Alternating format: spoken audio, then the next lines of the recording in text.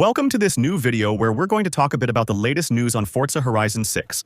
Because yesterday, on the evening of February 27th, 2026, some new updates were released. Some of them come from completely official sources, especially from the developers who release new images and new videos.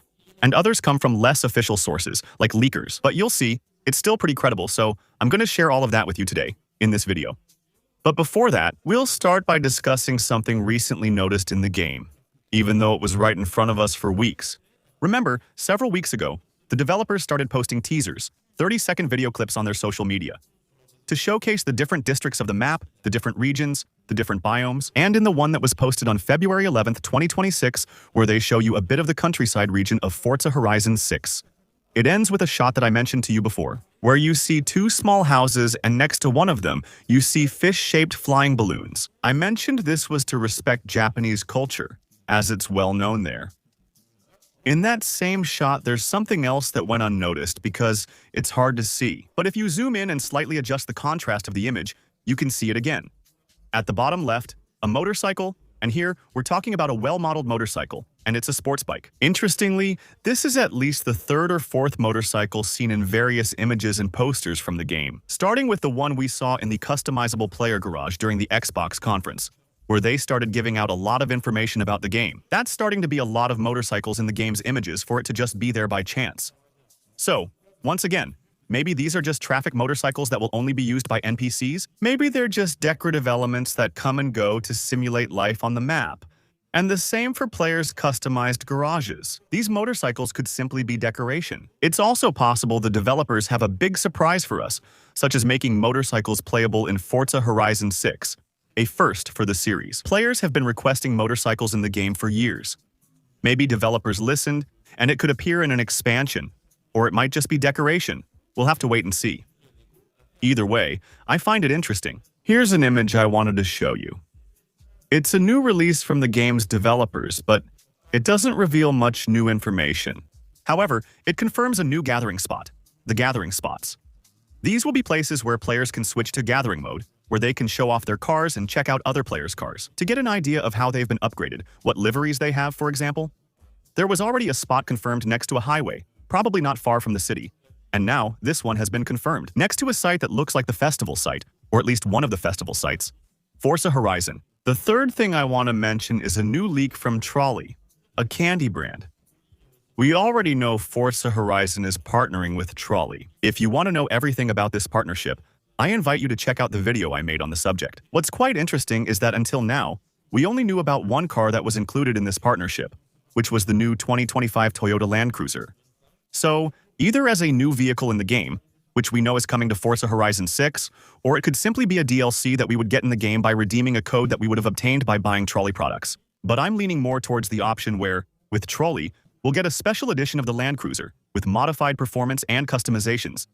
That's not it. The new thing is that now, on Trolli's visuals, we also see the PLP-50, the little car with Trolli decorations. If a customized PLP-50 in Trolli mode appears in Forza Horizon 6, then the PLP-50 is included.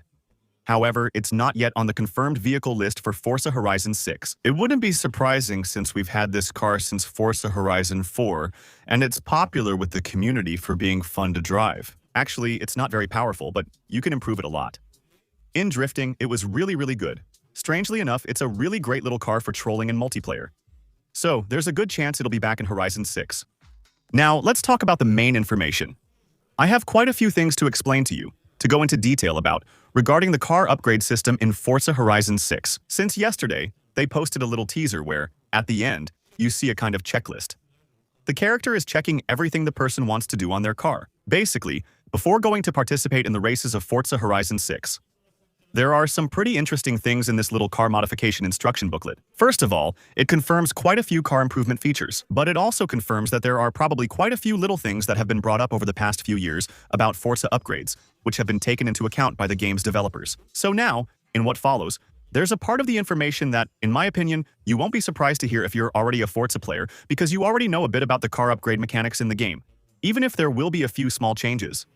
But when I make videos about Forza Horizon 6, I always tell myself that. Even though, of course, there are Forza Horizon players who already know the franchise and will play it, there are also a whole bunch of new players who will discover Forza Horizon. With 6, And if you're one of those players, for you, it's really going to be a complete discovery. And I can confirm that we'll have the possibility to swap engines. Engine swaps involve installing an engine from one car into another. This feature has been in Forza for a long time, though some restrictions on swaps remain. Compared to, for example, Car X Street, where you can literally put any engine in any car. In Forza Horizon generally, a car is compatible with 2 or 3 engines. These are usually engines that come from cars of the same brand, or engines that could actually fit under the hood of the car in question. The engine swap system will be back, maybe a little more realistic, because in the notebook it says V12 crossed out. I think that's a reference. In fact, in Horizon 3, 4, and 5 players started complaining a lot that the V12 swap, meaning the Lamborghini engine swap, was available on way too many cars and that it completely broke the meta. Too many players put that engine in too many cars. It could reference the V12 often swapped in Forza Horizon, or the strike-through might suggest it will work with fewer cars or be missing from the game. I don't think so, since that's still a Forza tradition. It's also confirmed we can change these cars' aspiration. That means switching from a turbo engine to a supercharged engine, or going from a naturally aspirated engine to one with a turbo and/or a supercharger. It's also confirmed that we'll be able to change the type of transmission. Now, I think that's a bit lame, but it's up to you to judge in the comments. Same thing, it's something we've been able to do in Forza for literally decades. You can convert a front-wheel drive car to rear-wheel or all-wheel drive, for example. You can create ultra-meta cars, but eventually the changes are so extreme that buying another car makes more sense. The game also offers several types of tires. Also, just so you know, there's a little nod to the community here. It's written down. Note: Rally. In Forza Horizon 5, there was something ultra-meta, something really overpowered, which was using rally tires.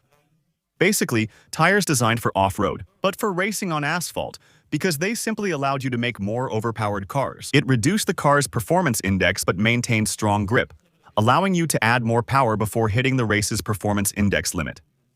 The same applies here, like with the V12. It's either a nod to players in parentheses or proof they've listened, showing that Forza Horizon 6 will finally update its physics to prevent rally tires from dominating like in Forza Horizon 5 and ruining competitive modes.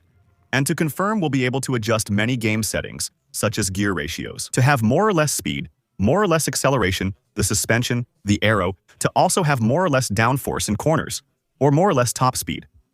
But also the camber of the wheels. So, it's the same. It's not new in Forza Horizon, except here, it's the same. Just a little side note, you'll have to pay attention to temperatures. We know that in Forza Horizon 6, they're going to add a new tire damage management mechanic, both visual and mechanical. I think it will be possible to turn it off. For those who really want to play in Ultra Arcade mode, without car damage, you'll be able to. But this new tire damage system is supposed to be more advanced than in Forza Horizon, and maybe it will take more parameters into account. Especially when you have too much camber, when you have too much camber angle, maybe overheating of the tires, or more localized damage to just a part of the bearings, the tread, the tires. It'll impact driving more than in Forza Horizon, so Forza Horizon 6 has a lot of cool new features and is headed in the right direction. And the good news to finish with is that we should soon have some real gameplay, without cuts, without too much talking, that we can analyze. And that's really nice. That's all the Forza Horizon 6 news for today. If you enjoyed the video, please like, subscribe for more, and follow me on Twitch. I'm streaming a lot lately. I did a big stream yesterday and plan to stream again tonight. Follow and subscribe, and see you tomorrow for the next video. Bye.